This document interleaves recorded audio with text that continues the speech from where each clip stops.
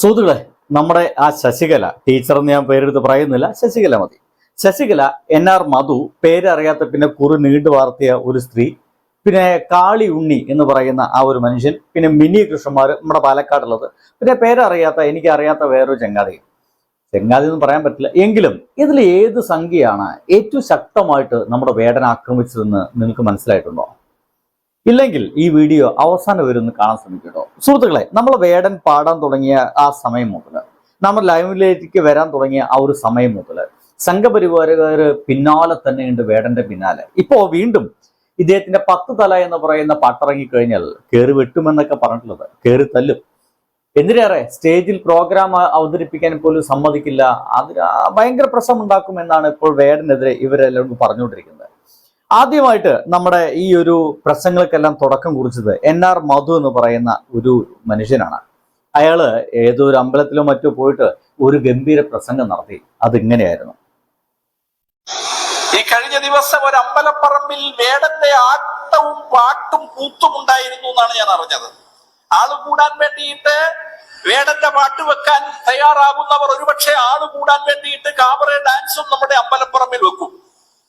പക്ഷേ വേടന്റെ പാട്ട് എന്ന് പറയുന്നത് ജാതി ഭീകരവാദം പ്രചരിപ്പിക്കുന്ന, വിഘടനവാദം പ്രചരിപ്പിക്കുന്ന സാഹിത്യത്തെ നമ്മുടെ വളർന്നു വരുന്ന തലമുറയിലെ മനസ്സിലേക്ക് വിഷം കുത്തിവെക്കുന്ന കലാഭാസമായി അങ്ങനെ അരങ്ങുവാഴുകയാണ്. വേടൻ എന്ന് പറയുന്ന കലാകാരന്റെ പിന്നിൽ ശക്തമായ സ്പോൺസർ ശക്തികളുണ്ട്.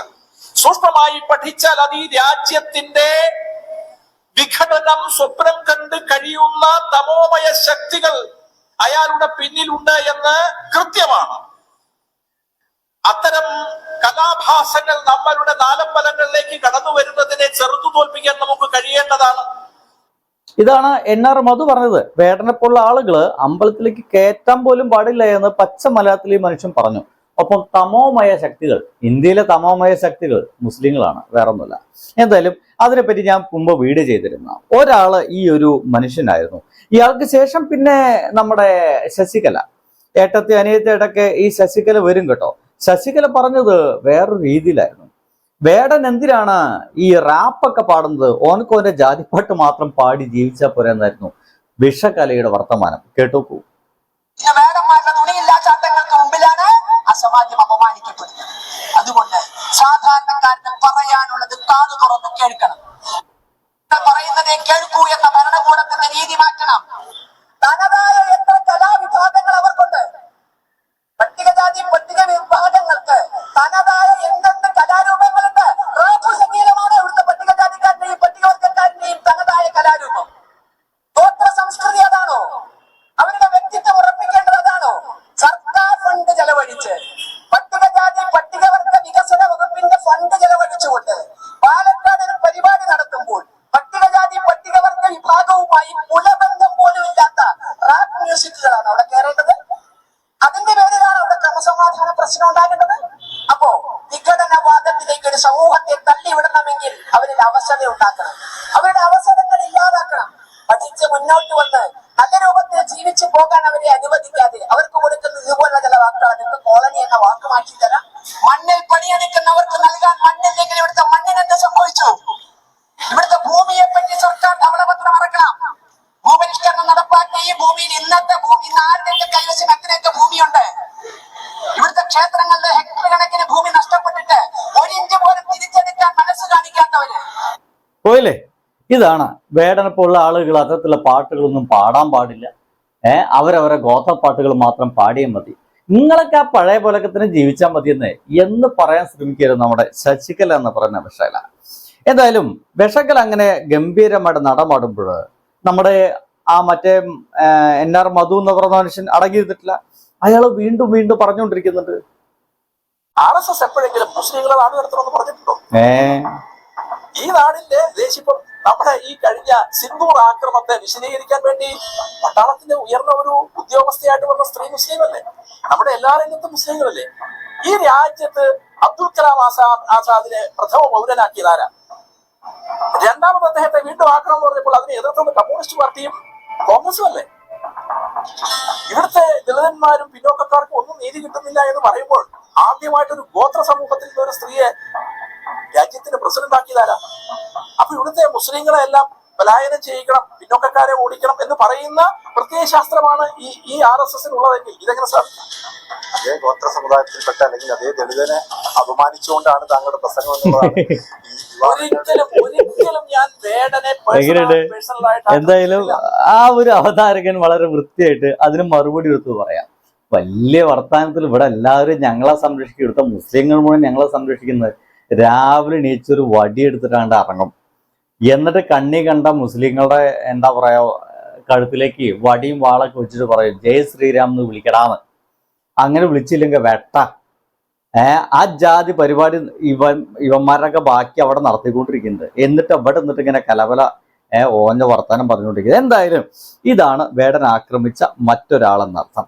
കഴിഞ്ഞിട്ടില്ല, വേടനെ പിന്നീട് അതേപോലെ ശക്തമായി ആക്രമിക്കാൻ വരികയും ലൈംലൈറ്റിൽ അത്രയൊന്നും എത്താതിരുന്ന വേറൊരു കുറി നീട്ടി വളർത്തിയ ഒരാളുണ്ട്. ഇത് ഏതാണ് എനിക്കൊരു പിടുത്തം കിട്ടുന്നില്ല കേട്ടോ. സമൂഹത്തിന്റെ നെഗറ്റീവായ സന്ദേശമാണ് അയാൾ കൊടുത്തുകൊണ്ടിരിക്കുന്നത്. നിന്റെ പടച്ചോനെ വഴി തെറ്റിക്കുന്ന രീതിയിൽ സർക്കാരിന്റെ ഒത്താശയോടുകൂടി നടക്കുകയാണെന്ന് ഉറപ്പിക്കാൻ നമുക്ക് അതുപോലെയുള്ള പ്രവൃത്തികളാണ് നടന്നുകൊണ്ടിരിക്കുന്നത്. വേടൻ എല്ലാരും കൂടി വേട്ടയാടുന്നു, അവഗണിക്കപ്പെടുന്ന ഒരു രീതിയിലേക്ക് തോന്നുന്നില്ലയോ? അതായത് നിറത്തിന്റെ പേരിലും ജാതിയുടെ പേരിലും. ഒരിക്കലുമില്ല, നിറത്തിന്റെ പേരിൽ അങ്ങനെ അവഗണിക്കപ്പെടുന്നില്ല. പക്ഷെ പറയുന്ന കാര്യങ്ങളിൽ ആണ് നെഗറ്റീവ് കൊണ്ടുവരുന്നത് വേടൻ. അത് വേടൻ സ്വയം മനസ്സിലാക്കി തിരുത്തണം. വേടന് നന്നാവാനുള്ള ഒരു അവസരമാണ് കൊടുക്കുന്നത്. എല്ലാവരും വേടന് വേണ്ടി പറയുന്നത് എന്തിനാന്ന് വേടൻ സ്വയം മനസ്സിലാക്കിയ വേടന് നല്ലത്. ഇതാണ് വേടന് നന്ന്, വേടം സ്വയം തിരുത്തണം എന്നൊക്കെ രീതിയിലായിരുന്നു ഈ ഒരു സ്ത്രീ. സത്യം പറയാലോ, ഇത് ഏതാണ് ഈ ആയമ്മ എന്ന് എനിക്കൊരു പിടുത്തല്ലോ കേട്ടോ. ഞാൻ കുറെ തപ്പി വെക്കി. ഇങ്ങനത്തെ കുറെ സാധനങ്ങളൊക്കെ ഇടയ്ക്ക് ഇങ്ങനെ പൊന്തി വരും, പിന്നെ പെട്ടെന്ന് അടങ്ങിപ്പോവും. വേടം പറയുന്ന പോലെ കുറച്ചു കാലം ഉണ്ടാവും, പിന്നെ ആരൊക്കെ എങ്ങനെയൊക്കെ പോയിട്ടും. പക്ഷേ പിന്നീട് വേട നിനക്കുള്ള അമ്പൊക്കെ ഞങ്ങൾ തയ്യാറാക്കി വെച്ചിരുന്നു, വേട മര്യാദയ്ക്ക് പാട്ടൊക്കെ നിർത്തിക്കോ എന്ന് ഒരു ഉപദേശ രീതിയിൽ ഒരു ഭീഷണിയുമായിട്ട് ഒരുത്ത് വന്നിട്ടുണ്ട്. അവനാണ് CP ഉണ്ണി, കാളി മീഡിയ. മോനെ മോനെ നമ്മുടെ കേരളത്തിലെ നീ പറയുന്ന മാത്രമുള്ള ജാതി പ്രശ്നങ്ങളൊന്നുമില്ല. നീ ഇപ്പൊ ഉണ്ടാക്കിക്കൊണ്ടിരിക്കുന്ന ആ പരിപാടി നിർത്തുക എന്നുള്ളതാണ് നീ നിനക്ക് ചെയ്യാൻ പറ്റുന്ന ഒരു ഉപകാരം എന്നുള്ളത്. നീ തുടരുകയാണെങ്കിൽ നിനക്ക് സമ്പത്ത് ഉണ്ടാക്കാം എന്നല്ലാതെ മറ്റു ജാതിക്കാർക്ക് അതുകൊണ്ടൊരു ഗുണമൊന്നുമില്ല. അല്ലെങ്കിൽ നിന്റെ സ്വജാതിക്കാർക്ക് നിന്നെ കൊണ്ട് പ്രത്യേകിച്ച് ഗുണമൊന്നും ഞാൻ റാപ്പ് ചെയ്ത് മുന്നോട്ട് പോകാം. അതിലൂടെ നീ കോടികൾ ലക്ഷങ്ങൾ സമ്പാദിക്കുമെന്നല്ലാതെ അവരൊന്നും നീ ദത്തെടുക്കാൻ, അവരെ ജീവിതം മുന്നോട്ട് കൊണ്ടുവരാനൊന്നും നീ ഇപ്പൊ എന്തായാലും ശ്രമിക്കില്ല എന്നുള്ള എനിക്ക് ഉറപ്പാണ്. മോനെ, നിന്റെ അമ്മ ഒരു ശ്രീലങ്കക്കാരിയല്ലാണ്. പോയി അമ്മയൊക്കെ കുറ്റം പറഞ്ഞു ഈ വേടനെ വേറെ നാട്ടുകാരാക്കാൻ പോകാം. നീ അങ്ങനെയാണ് പാട്ടിലൂടെ പറയുന്നത്. അങ്ങനെയുള്ള അമ്മ ഈ പറയുന്ന ഇന്ത്യയിലോട്ട് വരികയും ഇന്ത്യയിലെ തമിഴ്നാട് എന്ന് പറയുന്ന സ്ഥലത്ത് ഊട്ടിയിൽ താമസമാക്കും. ആ ആർപ്പൊളിയിൽ നിന്നും ആ കയ്യടിയിൽ നിന്നും എനിക്ക് മനസ്സിലായത് എന്താന്ന് വെച്ചാൽ നിന്റെ മുമ്പിൽ കേൾക്കാൻ നിൽക്കുന്നവരാരും നിന്റെ സ്വജാതിപ്പെട്ടവരൊന്നുമല്ല. സ്വജാതിപ്പെട്ട ഉന്നതരായിട്ടുള്ള അല്ലെങ്കിൽ ജീവിക്കാൻ സൗകര്യമുള്ള ഒരു സമയമാണ്. സംവരണമുണ്ട്, സ്കോളർഷിപ്പ് ഉണ്ട്, റേഷനുണ്ടെങ്കിലും അങ്ങനെ ഒരു കലാപം പൊട്ടി പുറപ്പെടുവിപ്പിക്കുന്ന എന്തിനാണ്?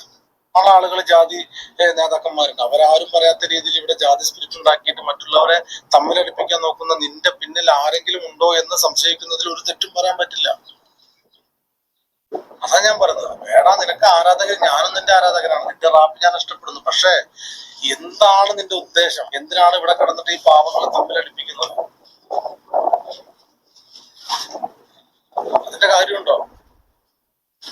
പിന്നെ എന്താണ് നമ്മളൊക്കെ ഒന്നല്ലടാ. എന്തിനാടാ വെറുതെ ആവശ്യമില്ലാത്ത കാര്യങ്ങൾ? നമ്മളൊക്കെ ഒരു ജാതി മറന്നുകൊണ്ട് ഒരുമിക്കണം എന്ന് പറഞ്ഞ് മുന്നോട്ട് വരുമ്പോ ജാതി കൊണ്ട് അകലണം എന്ന് പറഞ്ഞ് നീ എന്താണ് കാണിച്ചുകൊണ്ടിരിക്കുന്നത്? ഇവനൊരു അസല് സംഖ്യ കേട്ടോ, പൊളി സംഖ്യ. 916 എന്നൊക്കെ പറയില്ലേ, അങ്ങനത്തെ ഒരു സംഖ്യ. ജാതി മറന്ന് ഒന്നിക്കണം എന്നൊക്കെയാണ് ഇവന്റെ ആഗ്രഹം. ഈ പഹയൻ എവിടുന്നാണ് കല്യാണം കഴിച്ചെന്നൊരു പിടുത്തൊന്നുമില്ല. എന്തായാലും സ്വജാതിയിൽ നിന്ന് തന്നെ ആയിരിക്കും. ഇത് ഏത് ജാതിക്ക് പെട്ടാന്ന് എനിക്ക് അറിയില്ല. എന്തായാലും സ്വജാതിയിൽ തന്നെ ആയിരിക്കും ഈ ഒരു മനുഷ്യന് കല്യാണം കഴിച്ചിട്ടുണ്ടാവുക. ഈ പറഞ്ഞ ജാതി മറന്നിട്ട് ഇവൻ എന്തായാലും വേറെ ജാതിയിൽ പോയിട്ട് പെണ്ണ് വെച്ചിട്ടുണ്ടാവില്ല കാര്യം ഉറപ്പാണ്. എന്തായാലും കിടക്കട്ടെ. ഇതാ ഒരു കാളി മീഡിയക്കാരായിട്ടോ. ഇതൊക്കെ കഴിഞ്ഞിട്ട് അവസാനം വേടൻ 4 വർഷം മുമ്പ് ഇറക്കിയ ഒരു പാട്ടിലൂടെ പ്രധാനമന്ത്രി അപമാനിച്ചു പറഞ്ഞിട്ട് വേറൊരാൾ വന്നു. അതാണ് മിനി കൃഷ്ണകുമാർ. ഇമാതിരി മൊയന്തിന്, ഇമാതിരി വിവരമില്ലാത്തൊരു സാധനത്തിന് BJP അല്ലെങ്കിൽ RSS എന്ന് പറഞ്ഞാൽ തന്നെ ഏകദേശം തലച്ചോറിൽ വലിയ ഓട്ടമൊന്നും ഉണ്ടാവില്ല. ഫുള്ള് ചാണകമായിരിക്കും. ഇത് അസല് ചാണകം കേട്ടോക്കൂ. മധു, അട്ടപ്പാടിയിൽ മധു വിശന്ന് വലഞ്ഞ് ആ മധുവിന്റെ കാര്യങ്ങൾ ഇതേ പാട്ടിൽ പറയുന്നുണ്ട്. ഇപ്പോൾ മോദിയെ അല്ലെങ്കിൽ പ്രധാനമന്ത്രി അധിക്ഷേപിച്ചു എന്ന് പറഞ്ഞുകൊണ്ട് പരാതി നൽകിയിട്ടില്ല. ഇതേ പാട്ടിൽ തന്നെ വേടൻ പറയുന്നുണ്ട്, കാട് കട്ടവന്റെ നാട്ടിൽ ചോറ് കട്ടവൻ മരിക്കുന്നു പറഞ്ഞ മധുവിന്റെ കാര്യം കൃത്യമായി തന്നെ വേടൻ പറഞ്ഞു. മധുവിന്റെ പേരെടുത്ത് പറഞ്ഞ് പറയണം. മധുവിന്റെ കാട് കട്ടവന്റെ നാട്ടിൽ എന്നല്ല പറയണ്ട. മധു എന്തിനാണ് മരിച്ചത്? ആ മധുവിനൊരു മോചനം. ആ മധുവിനെ പോലെ നിരവധി മധുമാരുണ്ട്. ആ മധുമാരുടെ മോചനത്തിന് വേണ്ടിയിട്ടാണ് റാപ്പർ വേടൻ. മധുവിന്റെ കാര്യം കൃത്യമായി തന്നെ ഇത്തരം പാട്ടുകളിലൂടെ വേടൻ പറഞ്ഞു പോകുന്നുണ്ട്. പക്ഷെ അതൊന്നും പുറത്തു വന്നില്ലല്ലോ. ഇതേ പാട്ടിലുണ്ട്. ഇപ്പോൾ ഈ പറയുന്ന 2020 വന്നിട്ടുള്ള അതേ പാട്ടിനകത്തുള്ള വരിയാണ് ഈ കാട് കെട്ടവന്റെ നാട്ടിൽ ചോറ് കെട്ടവൻ മരിക്കുമെന്ന് പറയുന്ന മധുവിനെ കുറിച്ച് പറയുന്ന വാക്കുകൾ കുറച്ചുകൂടെ സ്ട്രെസ് ചെയ്തിട്ട് വേടൻ പാടേണ്ടിയിരുന്നു. എന്തിനാ എന്റെ സ്ത്രീയെ സ്ട്രെസ് ചെയ്ത് പാടും? എന്തെങ്കിലൊക്കെ വിവരം വെള്ളിയാഴ്ച വേണ്ട ടീച്ചർ. എന്തായാലും ഇതെങ്ങനെ ഇവരൊക്കെ ഇങ്ങനെ പോണ സമയത്ത് അവസാനം നമ്മുടെ വേടന് അവാർഡുകളൊക്കെ കിട്ടാൻ തുടങ്ങി. അപ്പൊ അവാർഡ് കിട്ടുന്നതിൽ ചൊറിയുള്ള ആൾക്കാർ നമ്മുടെ നാട്ടിലുണ്ട്. വേടനെപ്പോലുള്ള ആളുകൾക്കൊന്നും അവാർഡ് കിട്ടാൻ പാടില്ല. ആ ഒരു ചൊറി എന്ന് കേട്ടാൽ ആലോചിച്ച് നോക്കൂ. വേടനിപ്പം പ്രിയദർശിനി പുരസ്കാരം കൊടുത്തു. നാണാവുന്നില്ലേ നമ്മുടെ സമൂഹത്തിന്? എന്തിനു നാണാവണോ? ഒന്നുമില്ലെങ്കിൽ 2 ആഴ്ച മുമ്പ് കഞ്ചാവ് കേസിൽ അവൻ പ്രതിയായിരുന്നില്ലേ? അല്ലെന്ന് പറയാൻ പറ്റും. അവൻ സംഭവിച്ചല്ലോ. അവനെ എങ്ങനെയാ വിളിച്ചു വരുത്തി ഒരു പ്രിയദർശിനി പുരസ്കാരം ഇത്ര പെട്ടെന്ന് കൊടുക്കുന്നത്? അല്ലെ എന്തെങ്കിലും അവാർഡ് കൊടുക്കുന്നത്? അവൻ എങ്ങനെയാ ഒരു ഗവൺമെന്റ് പ്രോഗ്രാമിലേക്ക് ഗസ്റ്റ് ആയിട്ട് ഗവൺമെന്റ് വിളിക്കുന്നത്? അപ്പൊ എന്ത് സന്ദേശമാണ് ഗവൺമെന്റ് ഇവിടുത്തെ യുവതലമുറയ്ക്ക് കൊടുക്കുന്നത്, ഇവിടുത്തെ ആളുകൾക്ക് കൊടുക്കുന്നത്? ഇവനെ വിളിക്കാൻ മാത്രം ഇവരെന്താണ്? ഗവൺമെന്റ് പോളിസി എന്താണ്? ഞാൻ പാർട്ടിയല്ല ഞാൻ പറഞ്ഞത്, അത് ആരോ ആയിക്കോട്ടെ. ആ സിസ്റ്റത്തിന്റെ പോളിസി എന്താണ്? റോങ് അല്ലേ അത് ചെയ്യുന്നത്? വേടൻ ഫയർ ആണ്, അല്ലെങ്കിൽ വേടന്റെ ഉള്ളിൽ ഒരു തീ ഉണ്ട് എന്നൊക്കെ പറയുന്നത് എനിക്ക് തോന്നുന്നു അയാൾ എന്ന് പറഞ്ഞ ആ ഒരു കലാകാരനെ നമ്മൾ എല്ലാവരും ഇഷ്ടപ്പെടുന്നുണ്ട്. ഇപ്പൊ മേജില് പറഞ്ഞതിനോട് ഞാൻ കുറച്ചെങ്കിലും ഞാൻ യോജിക്കുന്നത് എന്താണെന്ന് വെച്ചാൽ ഞാനും ഇത് ചിന്തിച്ചിട്ടുണ്ട്. രണ്ടും നന്ദി. അപ്പൊ സുഹൃത്തുക്കളെ, ഞാനിന്ന് കാണിച്ചെന്നത് നമ്മുടെ വേടനെ നിരന്തരമായിട്ട് കഴിഞ്ഞ കുറച്ചു മാസങ്ങളായിട്ട് നിരന്തരമായിട്ട് ആക്രമിക്കുന്ന കുറച്ച് സംഖ്യകളെ കുറിച്ചിട്ടാണ്. നിങ്ങളിതിൽ ഏറ്റവും ശക്തമായിട്ട് വേടൻ ആക്രമിച്ചു എന്ന് തോന്നിയ ഏതെങ്കിലും സംഖ്യകൾ ഉണ്ടെന്ന് നിങ്ങൾക്ക് തോന്നിയിട്ടുണ്ടോ? ഒന്ന് കമന്റ് ചെയ്യണേ. ഇനി ഇതല്ലാതെ വേറെ വല്ല സംഖ്യകളെയും വല്ല പിടുത്തമുണ്ടെങ്കിൽ അവരെ കൂടി ഒന്ന് കമന്റിൽ രേഖപ്പെടുത്തി കഴിഞ്ഞാൽ തപ്പിപ്പിടിക്കായിരുന്നു. അപ്പോൾ സുഹൃത്തുക്കളെ, അടുത്ത ദിവസം കാണാം. ബൈ.